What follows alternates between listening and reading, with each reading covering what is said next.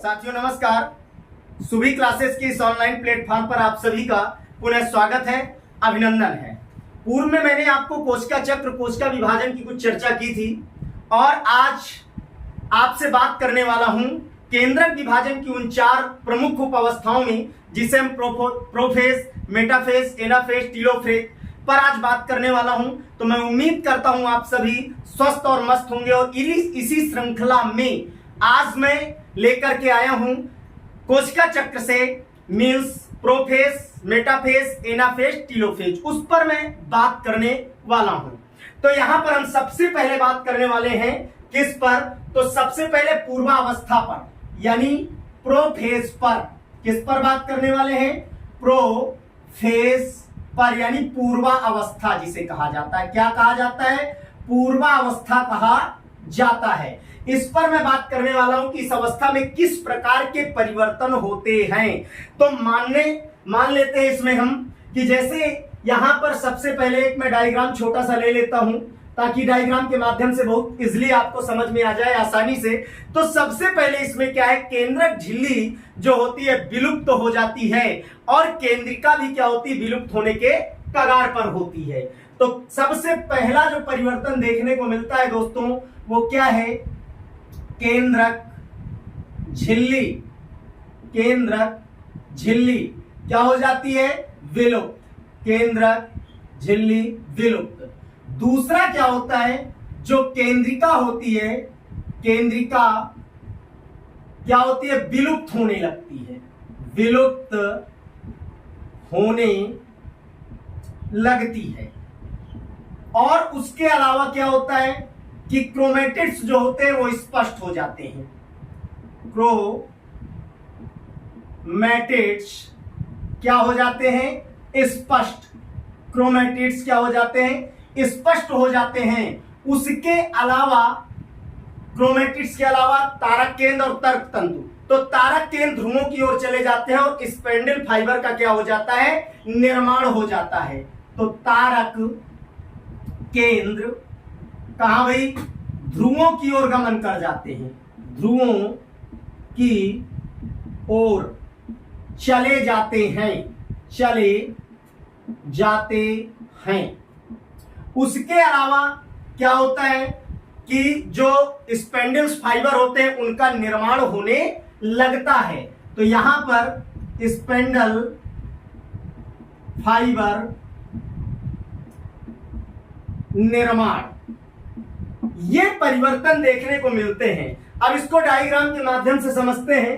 तो यहां पर मैं कुछ इस प्रकार की एक संरचना बना देता हूं और उसके बाद यहां पर मैं दिखा देता हूं तारक केंद्र जो ध्रुवों की ओर गमन करने लगते हैं और उसके अलावा जो आपके क्रोमोसोम होते हैं यानी क्रोमैटिड्स होते हैं वो किस प्रकार से स्पष्ट होते हैं। तो कुछ इस प्रकार से क्या होता है, उनका स्पष्टीकरण हो जाता है यानी स्पष्ट दिखाई देने लगते हैं। तो कुछ इस प्रकार की संरचना का क्या होता है दोस्तों? निर्माण होता है। जो पहली उप अवस्था है, किस अवस्था की ये उप अवस्था है? तो एम अवस्था में जहां पर कोशिका द्रव्य विभाजन और केंद्रक विभाजन यानी कैरियोकाइनेसिस एंड साइटोकाइनेसिस। तो यहां पर कैरियोकाइनेसिस यानी केंद्रक का जो विभाजन होता है उसमें ये 4 उप अवस्थाएं हैं जिनकी मैं बात कर रहा हूं प्रोफेज। तो पहला प्रोफेज में होने वाले परिवर्तन, पूर्वावस्था में केंद्रक झिल्ली क्या होती है दोस्तों? विलुप्त हो जाती है। केंद्रिका विलुप्त होने लगती है। क्रोमैटिड्स स्पष्ट हो जाते हैं और उसके अलावा तारक केंद्र ध्रुवों की ओर चले जाते हैं और स्पेंडल फाइबर का क्या हो जाता है दोस्तों? निर्माण हो जाता है। उसके बाद अगर सेकंड नंबर की मैं बात करूं तो क्या आ जाएगा? मेटाफेज। क्या आ जाएगा? मेटाफेज, जिसे क्या बोला जाता है? मध्यावस्था। क्या बोला जाता है? मध्यावस्था बोला जाता है। मध्यावस्था में दोस्तों क्या क्या परिवर्तन हमें देखने को मिलते हैं? तो केंद्रक कला ऑलरेडी क्या होती है? विलुप्त हो जाती है। तारक केंद्र ध्रुवों पर स्थानांतरित रहते हैं मीन्स जैसे प्रोफेज में वही स्थिति। गुणसूत्र थोड़ा सा क्या होता है? स्पष्ट और बीच में व्यवस्थित होते हैं। क्यों? क्योंकि दोस्तों तर्क तंतुओं का निर्माण हो जाता है और गुणसूत्रों के अध्ययन की सबसे उत्तम जो है ये अवस्था मानी जाती है। तो सबसे पहली बात करता हूं मैं मेटाफेज में क्या होता है कि केंद्रक कला यानी न्यूक्लियस मेम्ब्रेन विलुप्त, क्या होता है, विलुप्त। और दूसरा मैंने बताया कि जो तारक केंद्र होते हैं, तारक केंद्र वो कहां पर पहुंच जाते हैं, ध्रुवों पर। तारक केंद्र ध्रुवों पर पहुंच जाते हैं या चले जाते हैं, चले जाते हैं। और उसके अलावा इस अवस्था में क्या होता है, तारक केंद्रों के अलावा तर्क तंतुओं का निर्माण हो जाता है और गुणसूत्र मध्य में व्यवस्थित हो जाते हैं। तो तर्क तंतुओं का निर्माण, तर्क तंतुओं का निर्माण, तर्क तंतुओं का निर्माण होता है। और तारक केंद्र कहां पर चले जाते हैं, ध्रुवों पर चले जाते हैं। गुणसूत्र जो होते हैं, गुणसूत्र वो क्या होते हैं दोस्तों, मध्य में व्यवस्थित हो जाते हैं। क्या हो जाते हैं, व्यवस्थित हो जाते हैं।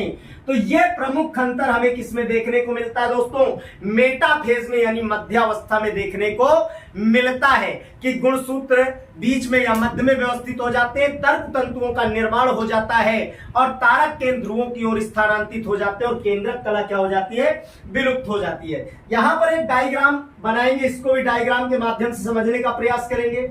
यहां पर देखिए किस प्रकार से परिवर्तन होता है। तो जैसे तारक केंद्र मैंने कहा ध्रुवों की ओर चले जाते हैं, तो ये मान लो तारक केंद्र है जो ध्रुवों पर व्यवस्थित है।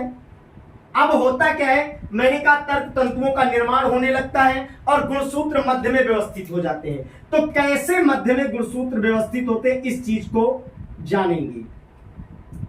इस प्रकार से हम मान लेते हैं कि ये क्या है, ये आपके मान लो गुणसूत्र हैं।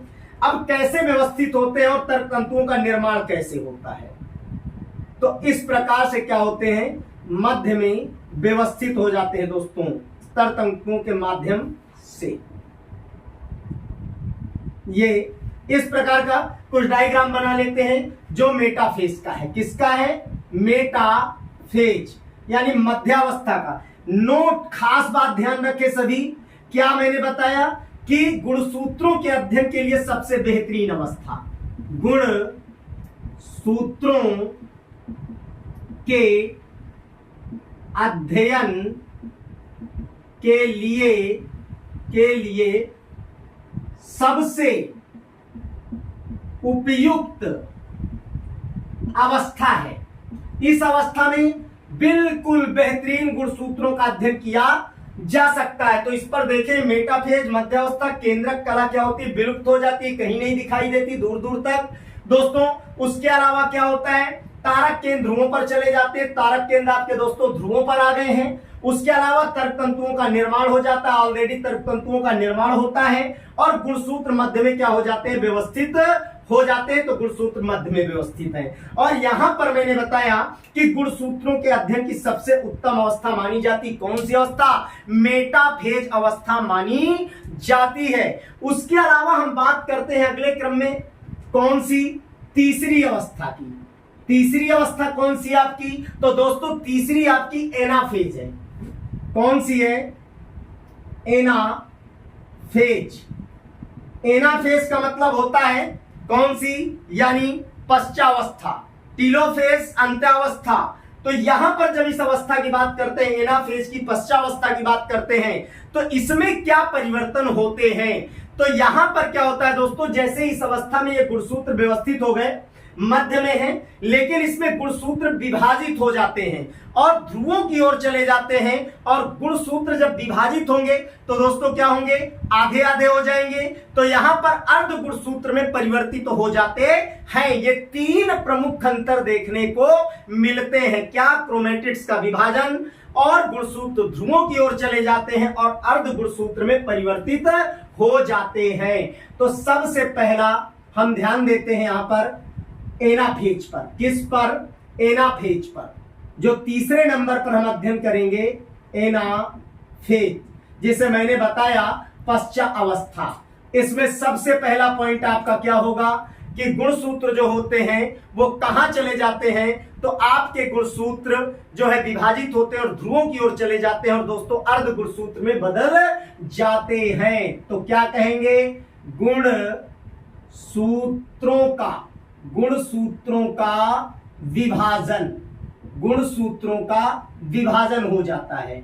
दूसरा, गुणसूत्र विभाजित होने के बाद जाएंगे कहां, तो गुणसूत्र कहां चले जाते हैं दोस्तों, ध्रुवों की ओर। कहां, ध्रुवों की ओर गमन कर जाते हैं। क्यों कर जाते हैं, क्योंकि ये तर्क तंतुओं के मध्य जब दोस्तों खिंचाव होता है तो खिंचाव के कारण स्थिति क्या बनती है कि गुणसूत्र जो होते हैं वो किस में बदल जाते हैं, अर्ध गुणसूत्र में।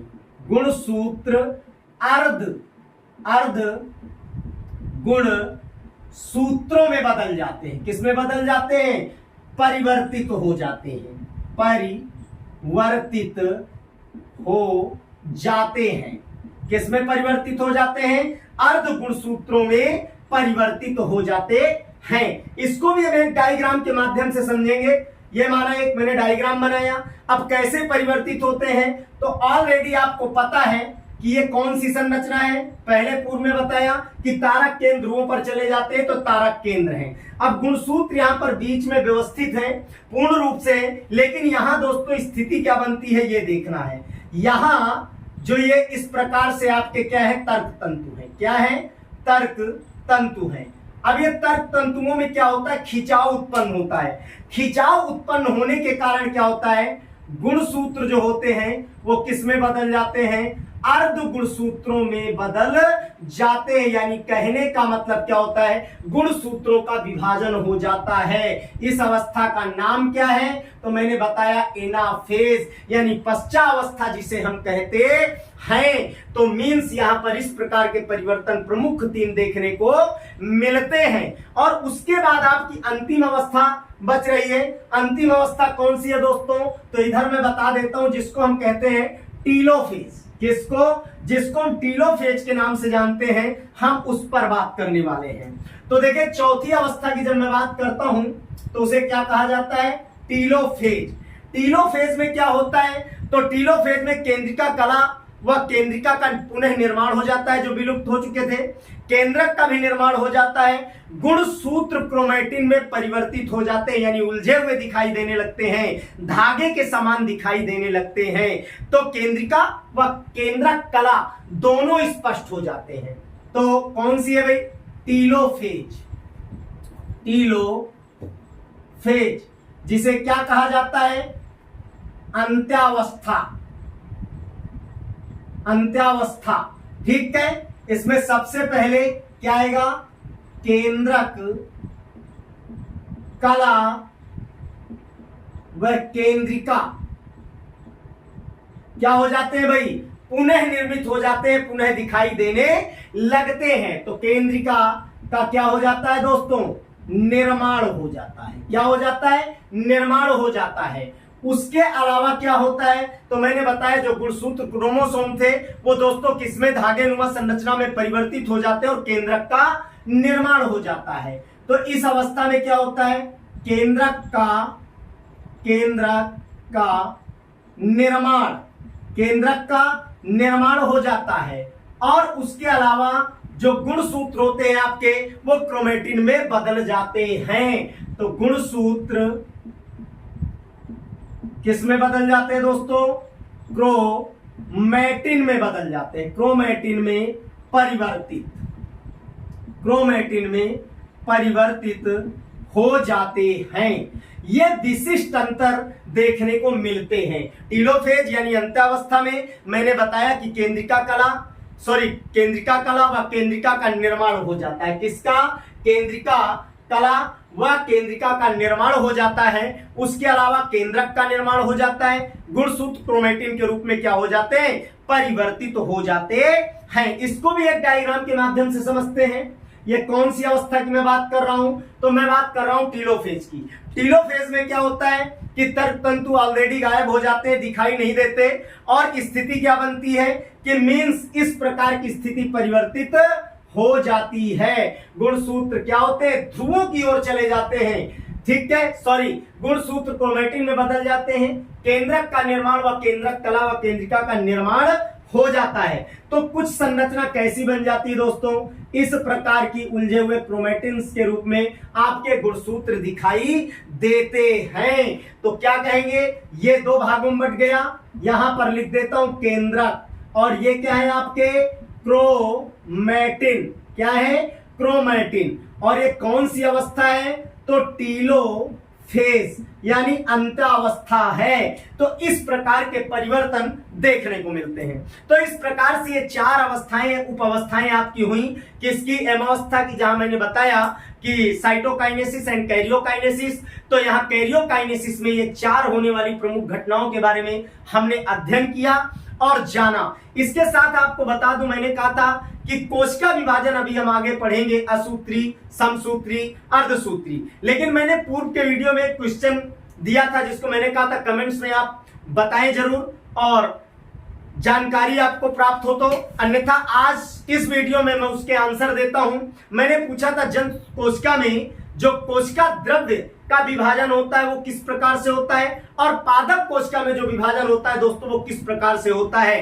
तो देखें, ध्यान देंगे थोड़ा सा, जंतु कोशिका में जो विभाजन होता है वो किसके द्वारा होता है, तो वो होता है किसके माध्यम से भाई, खांच विधि द्वारा। किसके द्वारा, खांच विधि के द्वारा जंतु कोशिका में कोशिका विभाजन होता है। जबकि पादप कोशिका की बात करें तो पट द्वारा होता। अब होता कैसे है, तो देखिए सबसे पहले जंतु कोशिका, जंतु कोशिका में किसका भाई, कोशिका द्रव्य का विभाजन, कोशिका द्रव्य का विभाजन मैंने क्या बताया, खांच विधि द्वारा। यानी स्थिति कैसे होती है, स्थिति कुछ इस प्रकार से बदल जाती है। अब इसमें परिधि से केंद्रक की ओर होता है ऐसा विभाजन। कहां, परिधि से केंद्रक की ओर होता है। तो स्थिति कैसे बन जाती है, स्थिति इस प्रकार की बनती है दोस्तों, ऐसे, ठीक है, क्योंकि ये परिधि थी, मीन्स मान लो इस प्रकार से है, तो ये संकुचित होकर के अंदर की ओर आने लगता है और इस प्रकार की संरचना का क्या होता है, निर्माण होता है, जिसको कहा जाता है खांच विधि। यानी जो है जंतु कोशिका में खांच विधि से कोशिका द्रव्य का क्या होता है, विभाजन होता है। और क्या होता है कि जो खांच का निर्माण होता है उसमें केंद्रक की ओर संकुचन के कारण होता है, खांचनुमी संरचना बन जाती है, जिसे हम ये कहेंगे, यानी ये क्या है, खांच है, ठीक है। जबकि अगर पादप कोशिका की बात करें तो पादप कोशिका में कैसे होता है, पट द्वारा। किसके द्वारा, पट द्वारा। अब पट द्वारा में क्या होता है, ये जैसे मान लो मध्य भाग है, ये पट है, तो जो पट होता है ये कहा जाता है केंद्र से परिधि की ओर, कहां, केंद्र से परिधि की ओर विकसित होता है और एक इस प्रकार की विशिष्ट संरचना का क्या करता है, निर्माण करता है। तो इस प्रकार से कुछ क्या होता है दोस्तों, विभाजन हो जाता है और इस प्रकार से क्रोमैटिन पाए जाते हैं। तो याद रखें दोस्तों कि जंतुओं में जो कोशिका विभाजन होता है द्रव्य का वो खांच विधि द्वारा, और पादपों में जो होता है पट द्वारा होता है। अंतर सिर्फ ये होता है कि जंतु कोशिका में जो खांच बनती है वो कहां, परिधि से केंद्र की ओर, और पादप कोशिका में केंद्र से परिधि की ओर पट का निर्माण होता है। तो शायद उम्मीद करता हूं आप सभी को वीडियो पसंद आया होगा। पसंद आया है तो लाइक, सब्सक्राइब, शेयर जरूर करें। तब तक के लिए दोस्तों नमस्कार, धन्यवाद। फिर मिलते हैं नेक्स्ट क्लास में समसूत्री, अर्धसूत्री और असूत्री विभाजन के साथ।